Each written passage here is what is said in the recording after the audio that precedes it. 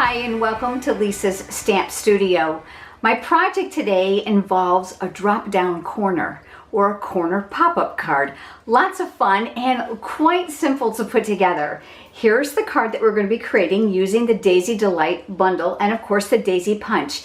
And in true Lisa Stamp Studio fashion, we've got to add a little bling. So here's the card and how it pops down. Remember, you can get all the cutting dimensions and pictures and a supply list for today's project over on my blog. If you're here from YouTube, go ahead and click on the I button. It'll navigate you right to today's blog post for this card. Let's head over to the stamp table and let's get started on today's project. Now that we're up close, I can give you a really good look at this card. The dimension with the Daisy Punch is fabulous. Of course, that faceted gem. And then look how this card pops out. Is this not fun? All right. It's a lot easier to put together than it looks. So I'm going to bring in my paper trimmer and I'm going to use the light blade, which is for scoring. The dark blade is for cutting. I've cut myself a piece of old olive cardstock, and this measures 8 inches by 8 inches. Remember, you can get all the cutting dimensions for today's project over on my blog. If you're here visiting from YouTube, go ahead and hover over the screen and the I button will come up and you'll be able to navigate right to my blog, to this blog post, and be able to get all the cutting dimensions and the pictures. We are going to score this in half in both directions. So I'm going to line this up at the 4-inch mark and we're going to score this way, and I'm going to turn it and the 4-inch mark at this way. So all we've done is created 4 different like size quadrants on this card. Then what we're going to want to do is we're going to want to score on a diagonal just on one of those quadrants. So I'm just going to move this up a little bit so you can see better. The easiest way to do that is to take the very tip of your cardstock and line it up here in the groove of the paper trimmer where it would normally cut. In this case, it's going to score. And then what I do is I just kind of navigate the center here where I can see my score lines down inside the center of that clean track. So just by manipulating it, you can get right where you need to go. I know it's difficult to see on camera. So there we go. Now we've got our center fold. You'll need your bone folder for this because what we're going to do now is we are going to fold up and we are going to crease on all those scored lines. All right, so we've got those here. This one that's on the diagonal that I know it's difficult to see, we're pinching so that it goes up. So I'm going to lay that flat and I'm going to take my bone folder and I'm going to come in here really good and I'm going to break down that paper so that it'll cooperate with me. The next step is actually going to create a cut so that this will fold into itself. So I'm going to grab my paper snips here. And you're going to want to make sure that this crease is in the upper left corner.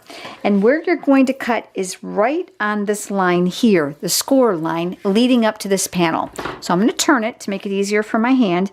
And I'm going to cut straight up the center, all the way up. And if it's not a perfect line, that's fine because it's really forgiving once we put it all together. All right, so here we are back where we started. The crease is here and our slit is here. We're going to fold down. We are going to make an L with this piece. So this piece folds over and that gives us the L shape. This piece folds in and then this piece folds down. Now I'm going to hold it with my hand so you can kind of get an idea of once it's adhered how we're going to get that pop-up in the corner. Okay, so one more time. Crease is in the upper left, your slit is here. You're going to fold down, you're going to fold up so that you have an L, you're going to fold over, and you're going to fold down. All right, now it is easier to put all the paper on when it's laying flat, but I found that was kind of confusing to teach it that way. So we're going to do it what I call the assembled way, and then you can make adjustments as you see fit. So the very first thing we need to do is we need to adhere this flap to this flap. So I'm going to use tear and tape for this because I want to make sure that it's going to stay good and stuck because I know whoever's going to receive it is probably going to be opening and closing it, a bunch of times because it's that interesting. So I'm going to add my tear and tape here and across the edges here because I want to make sure that those two panels are nice and strong and connected. All right, and again, we're going to make sure we've got it going the right way before we seal this. So it's down, it's an L, It's over, and this is going to come down. So this piece is going to come onto here. I'm using my paper piercing tool to help me take off that paper backing to that tear and tape. I want to make sure it's burnished or rubbed into that paper really good so that when I lift, I only get the paper and not the entire strip of the tape. So we've got our third piece here, and then our last piece here. All right, remember how we said we're just going to fold this down on top of itself. And then we're just going to press around the perimeter to make that seal. And look, there's our pop-up. Isn't that fun? Okay, let's decorate. I have a small piece of the Designer Series paper that's part of the same suite with the Daisy Delight stamp set and the Daisy Punch. And this is called Delightful Daisy. I'm going to add a little adhesive to my back, and we're going to start by just decorating the front here. I'm going to add that here. I'm going to leave a little bit of margin of cardstock on the edge. I've also cut myself a sliver of glimmer paper. Remember, I've got all these cutting dimensions over on my blog. I'm using the silicone craft sheet, and adhesive will not stick to this, and this is why I love it.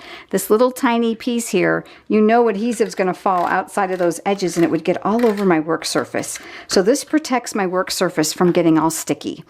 And then I'm going to lay this right up against the edge of my designer paper, right here. I'm going to rub from the back.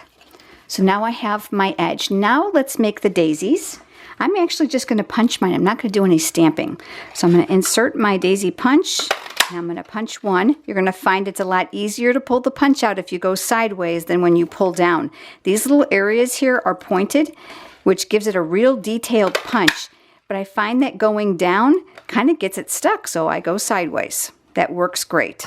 Now we have our two daisies, and we're going to stamp the center of the flower. In the Daisy Delight stamp set, there is a whole bunch of really fun images to use. These two here are meant for the center of your daisy. The other thing this is makes great polka dots if you like polka dotted backgrounds. So I'm going to show you how to layer these two pieces together. I'm using the old olive ink, and I'm going to start with the solid image first. And I'm only going to need to do this on one of them since I'm going to stack these on top of each other. And I don't want this one too dark, so I'm going to ink it up. I'm going to stamp off on my scratch paper, and then I'm going to come inside the center of my flower.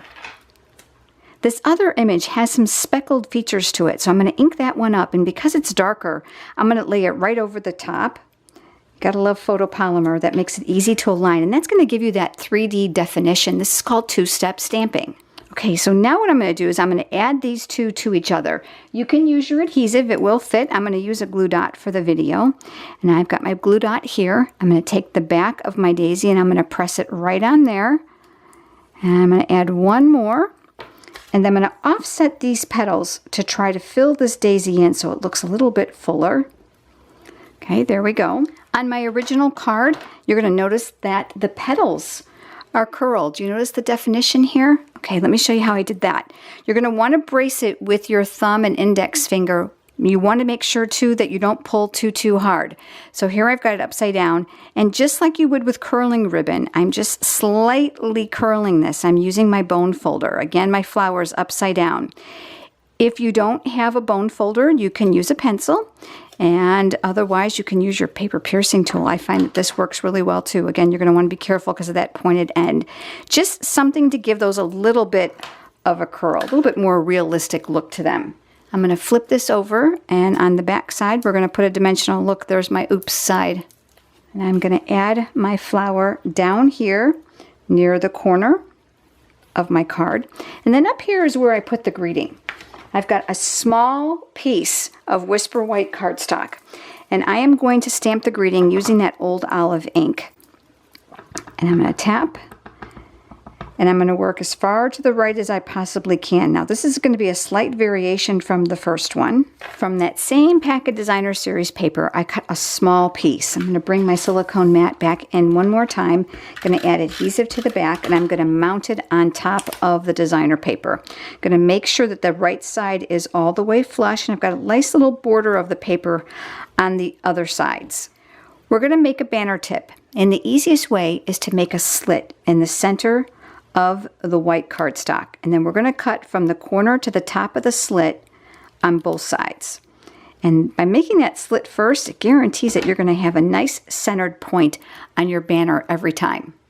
Now that we have the banner finished, I'm going to go ahead and flip that over, and I'm going to take a couple more dimensionals. I'm going to put those on the back, and I'm going to mount that to the front of the card. All the designer paper with Stampin' Up! Is double-sided. Lots of pretty options. And that's going to go up here in the top of my corner. All right, so you're ready for a little bit of a confession time? Let me show you the original one. The original one, do you see? I cut my banner too long, and I'm like, oh no, how am I going to chew up that space? So you know what I say? Whenever you have a mistake, you just embellish it. So I add a little bit of that gold ribbon around the edge and chewed up some of that white space here. So my banner's a little bit longer here, but I wanted to create a variation for you on this one. All right, let's work on the inside now. Here on the left side, we're going to put a panel of designer series paper. And using that same pattern we put on the front. Isn't that paper beautiful? I'm going to flip that over, and we're going to put adhesive in those 4 corners. And that's going to get mounted on the left side. Now the easiest way to do this is just to lay it straight down on your work surface. And I know that's an awkward angle. But what I want to do is I want to make sure that I've given myself room to create a small border all the way around. Okay? And then I'm going to press. All right, so now we have that inside, and I'm going to flip it over and give it a good rub from the outside as well. Now let's talk about this inside panel here. I've also cut a piece of designer series paper. This is from that same suite of designer paper, and I'm going to put a white layer on it because this is intentional so that you can actually write a greeting inside. I'm going to use the thank you stamp from the same stamp set, still using old olive ink, and I'm going to stamp that right up here near the top. Lots of firm, even pressure. I've also decided to add a couple daisies just to kind of coordinate the card. And then this is the stem with the leaves, and so I'm going to ink that up as well. And I'm going to leave a little room at the top for those daisies, so I'm going to stamp one here, and I'm going to stamp one other a little bit lower. And I'm switching to Daffodil Delight. This is going to bring in that color coordination for this card. There are 2 stamps for the small daisy. There's one that looks like this, it's an outline, and then there's another that is solid. So I'm going to start with my outline first. I'm going to use this ink full strength, which means I'm not going to stamp off and make it lighter because I want the outline to show up. So there's one, and then I'm going to tip this one a little bit this way. That's 2. Now here is the solid image that fills this. So I'm going to ink this up, and of course I want this lighter. So I'm going to stamp off on my work surface to get off a layer of ink, and then I'm going to line this up and stamp over the top, and I'm going to do the same thing again on this flower. I'm going to flip this over, and I'm going to add adhesive. I'm going to mount that on top of that layer of designer series paper, leaving a small border all the way around. I always have ink on my fingers, so I like to rub from the back. And then this panel is going to go here. Naturally, you're going to be signing your card before you make it. So now is a great time to fill out a greeting and then sign your name before you adhere it. So I'm going to go ahead and put adhesive on the back side of this as well. And then this is going to go here on the inside of the card, leaving a little bit of a small border all the way around. And then I'm going to fold it, and I'm going to press and rub. Now the inside, now you certainly can leave it like this, but I'll tell you what I did is I took the exact same size of designer series paper that I've been using, and I just cut the square on the diagonal. So I have equal halves, and I'm actually going to attach those to the inside. I'm going to use my silicone craft sheet again. I'll tell you, I was conflicted about what side to use because this paper is so beautiful, isn't it? And then I'm going to add one up here near the top. And I'm looking to leave just a little bit of a border. All right, so there's the top half. And now we're going to work on the bottom half.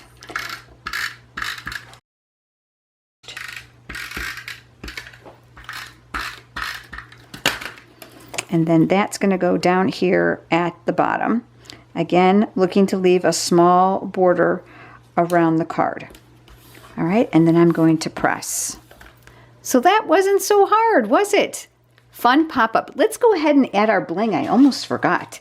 I'm going to use the gold faceted gems, and the large one fits really well. These already have a glue dot on the back, so I'm just going to lift it off with my paper piercing tool, and I'm just going to center that. Now you're thinking, oh my gosh, you're covering the green. Just because I wanted to coordinate a little bit of the gold center with my glimmer paper, but naturally that could be eliminated if you like. Isn't that pretty? Here's the one I made before you joined me, but I have one other to share with you. This one, I actually created a silhouette of a circle around it with a little bit of a border using the layering circles framelits, and the inside is almost identical. Pretty much the same as the first one, just a small change up in the papers. I am so glad that you joined me today. Make sure you come back next week. I've got a great variation to this corner pop-up card that I can't wait to share with you. Remember to head over to my blog for those pictures and cutting dimensions and supplies, which of course you can purchase there. Thanks for joining me, everyone. I hope you have a great day.